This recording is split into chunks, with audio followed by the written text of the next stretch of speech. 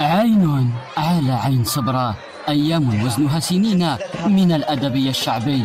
قال الجوال: صبرا قبلة الشعراء وكل مغرم بماء عين صبرا. معروفة بثقافتها وشعبها المضياف، معروفة بالمنطقة المسماة عين صبرا التي منها وحيت كلمة صبرا. في الحقيقة صبرا يعني الناس متعطشين ومحتاجين لهذه مثل هذه التظاهرات. هنايا في مدينة صبرا باش نحيوا الذاكرة الشعبية بالقصص والحكايات من التراث الشعبي. بالمناسبة نشكروا الجمهور الغفير اللي راه حاضر، يعني كل شيء اللي راهم حاضرين وجاوا اليوم يسمعوا الحكايات من التراث.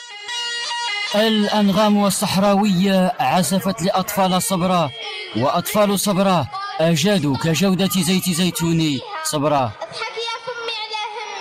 أيام التلفزيون الشعبي هي تظاهرات ثقافية أدبية بطريقة إبداعية تبتعد عن النمطية، تمتد إلى من 15 جويلية إلى غاية 29 جويلية على مستوى 10 بلديات بفعاليات هي فعاليات مثيرة، حيث تشمل لنا عروض، معارض، ورشات وندوات أكاديمية ويوم دراسي. نستهدف من خلال هذا البرنامج كل الفئات العمرية من شباب ومن طفولة. سقط الظلام إذن على أمسية ماتعة، فالأسطورة كما أراد من سطرها أن نعود في طبعة أخرى، فعليك أن تصبر كما صبرت المرأة لتكون عين صبرا.